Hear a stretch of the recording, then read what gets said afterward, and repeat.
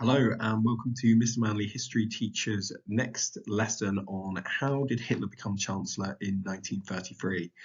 This is part of the Germany from 1890 to 1945 unit as part of the AQA GCSE specification, and it's really just a recap on the steps that Hitler and the Nazis took to ensure that Hitler became Chancellor in January 1933.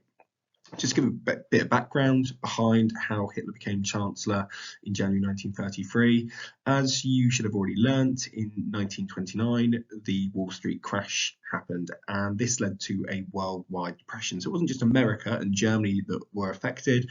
Lots of countries all around the world, including Japan, including Britain, including Italy, all of these countries were affected by the impact of the Great Depression and the Wall Street crash.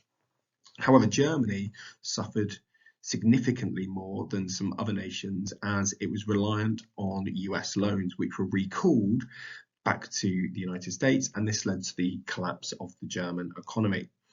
As a result, unemployment rocketed, poverty soared, and German people became desperate.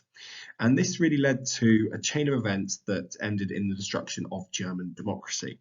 So with the Weimar government being unable to win a majority in the Reichstag, laws could only be passed by presidential decree. So in some respects, democracy was being undermined in Germany before Hitler came to power in January 1933. As a result of this, not enough action was taken to tackle the economic and social consequences of the Depression, and German people began to increasingly look for political alternatives, most notably the Communist Party and the Nazi Party. So they were looking for extremist parties to really overcome the problems that Germany was facing. And this can really be seen in the July 1932 elections, where you'll see that on the table, we've got the Nazi Party achieving 37.3% of the vote in the July 1932 election. The Social Democratic Party, which had been the most popular party and the most electorally successful party in Germany during the 1920s, it actually came second behind the Nazis. The Communist Party also had an increase in support, achieving almost 15% of the vote. So two of the top three parties in the July 1932 German elections were extremist parties, and this showed how desperate people in Germany had become. Now, as you'll see at the question at the bottom of the video, it says, under the laws of the Weimar Constitution, who should be Chancellor? Well, technically and officially, the leader of the largest party should become Chancellor. However, the president, who was almost like the sort of ceremonial person in charge of Germany, probably sort of equivalent of really the Kaiser, although the president was voted into power rather than just being a hereditary monarch or emperor. The president could choose and dismiss the Chancellor at will. So the president at this time was a man called President Hindenburg. He'd been a general for the German army during the First World War, and he didn't really like Hitler. He mistrusted him. He saw him as this sort of bohemian corporal, someone who really didn't deserve to have the position of Chancellor, and so he was reluctant to appoint him to that position. However, a series of events led to Hitler becoming Chancellor on January the 30th, 1933. And there's quite a few steps, and it's important that you understand and you can grasp these steps for how Hitler was able to become Chancellor. So, in April of 1932, before the Reichstag election results that we just saw, there was a presidential election, and Hitler came second to Hindenburg. So Hindenburg achieved over 53% of the vote. Hitler achieved 36.8% of the vote. So Hitler did pretty well in that presidential election.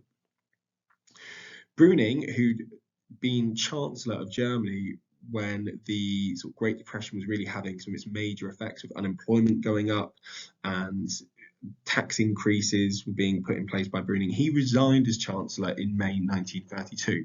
So Hindenburg appointed one of his friends and associates, a man called Franz von Papen, who was a conservative, as Brüning's replacement.